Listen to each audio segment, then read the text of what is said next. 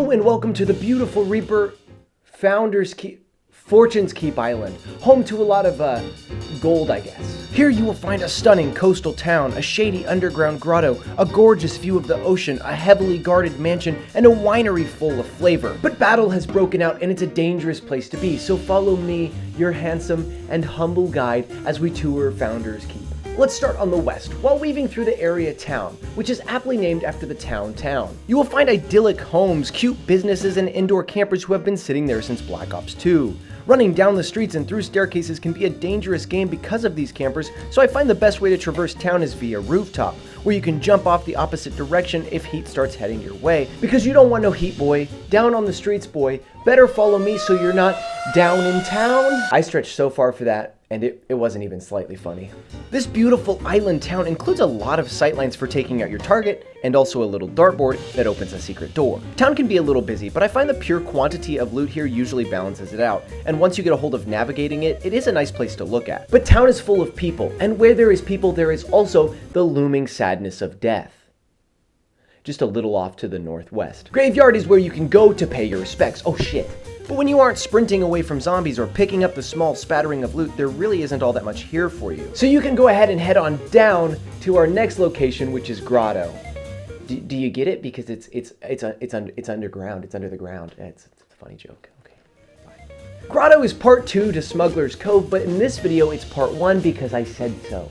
Grotto is a big hole in the ground with a sneaky hidden cave below, inside of which are some shallow huts. Grotto is also home to a weaving tunnel system that connects from winery to graveyard and keeps players from getting pinned on a cliff face when a storm comes in. It is a beautifully designed area that keeps you from ever feeling at a disadvantage unless you're standing right under the hole. Its overgrown vegetation and warm lighting make you want to come back, maybe on a honeymoon, but don't, because there might be scary smugglers.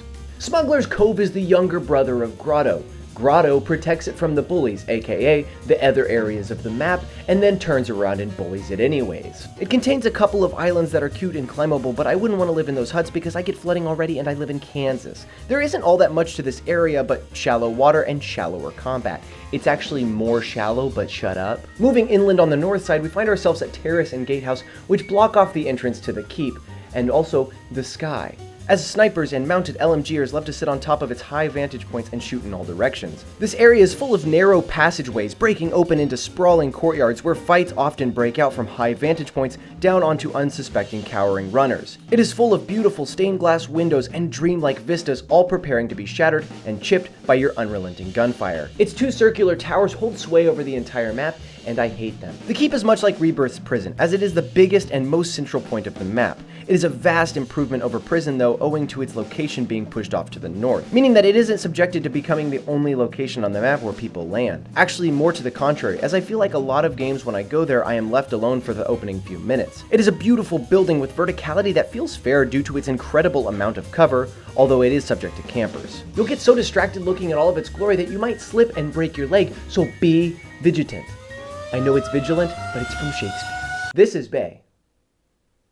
Alright, when landing at Winery, you will come face to face with all of the worst players on the map. Probably because it's all of the 40-year-old moms looking for a tour, but also maybe because it's one of the most dull and annoying places to fight. Not many people land here, and engagements seem to end before they start, owing to large, coverless spaces. It also doesn't help that this is one of the ugliest places on the map, even though the name implies otherwise. I don't land at Winery, and that's why all of this footage is from pregame. This is camp.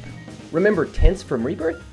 Yeah, it's pretty much the same thing. You can get shot through the walls or you can shoot enemies through the wall. This makes camp a very hard place to camp, ironic. This area is kind of a pain, and since it sits towards the periphery, I very rarely find myself landing here, and if I do, I balloon out in a hurry. Hey, they stole that from Apex. The new Warzone map is a beautiful and fresh place to play. It is designed incredibly well and could be split up into small 6v6 maps and still function nicely, as each area feels self-contained while also being optimized for this larger experience. Flying in and seeing its take on island paradise is nice. Its town is cute, its hold is intimidating and lively, its coast is refreshing and warm, and the whole island just adds so much needed color to a quite dull game. So hop on and see what secrets you might uncover on Rebirth Founders Keep. Fortune's Keep.